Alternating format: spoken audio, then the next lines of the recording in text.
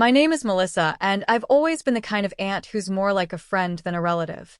I was the cool one, no kids of my own, always showing up with surprise gifts, talking about life without judgment, and being that person everyone in the family could vent to. That kind of bond isn't built overnight, especially not with teenagers, but I had it with my nephew, Ryan. Ryan is my older sister's son. At 19, he had the kind of quiet charm that made people underestimate how thoughtful he was.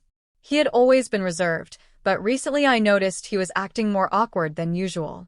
He'd stumble over his words sometimes, seem distracted or nervous, and while it could have easily been written off as typical teen stress, I sensed it was something more personal.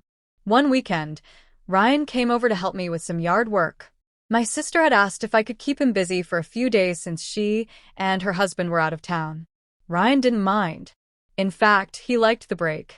He said my place felt like a retreat, peaceful, quiet, and a bit freer than home. After a long Saturday afternoon spent raking leaves, we sat on the porch sipping cold drinks. He was quiet again, lost in thought, until I asked him directly if something was bothering him.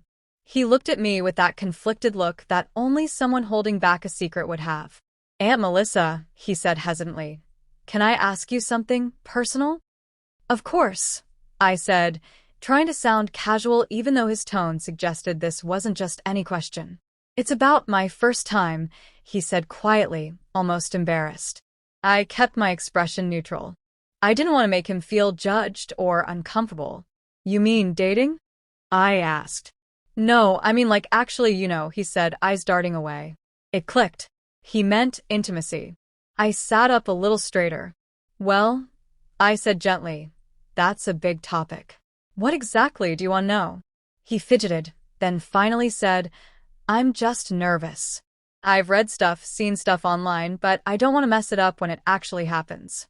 And I don't really have anyone I feel comfortable asking. I don't want to be clueless when the time comes." I could feel how much courage it took him to say that. My heart softened. He wasn't being inappropriate. He was just a young man trying to figure out life in a world that made everything feel confusing and overwhelming. "Ryan," I said, "it's totally normal to feel unsure. Everyone does at first. You're not alone." He looked relieved just hearing that. But then came the part one wasn't expecting. "I was wondering, since I trust you, if you could maybe help me understand it better. Not in a weird way, I just mean teach me. Explain it in a way that makes sense, you know?" I paused. I had to tread carefully. I cared about him deeply and respected the fact that he came to me with honesty, but this wasn't something I could take lightly.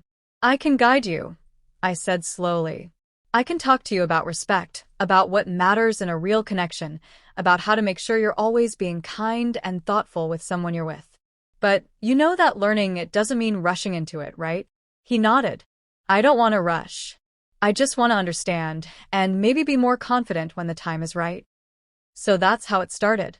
That night, after dinner, I sat him down and gave him a crash course in emotional awareness, communication, and yes, the technical aspects too, but always within the boundaries of a respectful and mature conversation. We talked about consent, about emotional readiness, about not being pressured by anyone. I could tell he was soaking in every word like it was water in a drought. Over the next couple of days, we spent more time talking. I let him ask questions. Sometimes they were awkward, but I never laughed or made him feel silly. It was important to me that he saw this as normal and not something shameful or taboo. We even practiced a few communication scenarios, like how to ask if your partner feels safe or how to know when to slow down. I remember one evening, we were sitting on the couch watching a romantic movie. At some point, a kiss scene came on, followed by the characters growing more intimate. Ryan looked over at me and said, "How do you know when it's okay to go further?" "It's never about assuming," I told him. "It's about asking, listening, paying attention. You never just know, you find out together by checking in, by being open. That's what makes someone feel safe with you." He nodded slowly. "No one's ever said it like that before." I smiled, because most people are too afraid to talk about it. But it's one of the most important parts. What surprised me the most was how mature Ryan became over those few days. His questions became more thoughtful. His confidence grew, not in an arrogant way, but in a grounded, respectful way. And I was proud of him for not turning to reckless sources to find his answers. As Sunday rolled around and it was time for him to head home, he gave me a hug, longer than usual. "Thanks for everything, Aunt Melissa," he said. "I really mean it. I feel like I'm not so scared anymore." I held his arms and looked him in the eye. "You're going to be fine. Just always lead with kindness. And don't forget, love and respect go hand in hand." He smiled, then left with a new sense of self-awareness I hadn't seen in him before. The days after that, Ryan would occasionally text me random questions or updates about things happening in his life. He started dating someone a few months later, a girl named Abby from his college, and from what he told me, he was patient, attentive, and honest with her. She appreciated his openness, and he felt like he could actually connect with someone instead of just trying to impress her. It wasn't about the first time anymore. It became about connection, trust, and growing up with empathy. Helping Ryan that weekend reminded me how important guidance is, how sometimes the best thing we can do is simply create a safe space for someone to ask the questions they're afraid to ask anywhere else. He later told me something that stuck with me. "You didn't just teach me how to do it, you taught me how to care." And I think that made all the difference.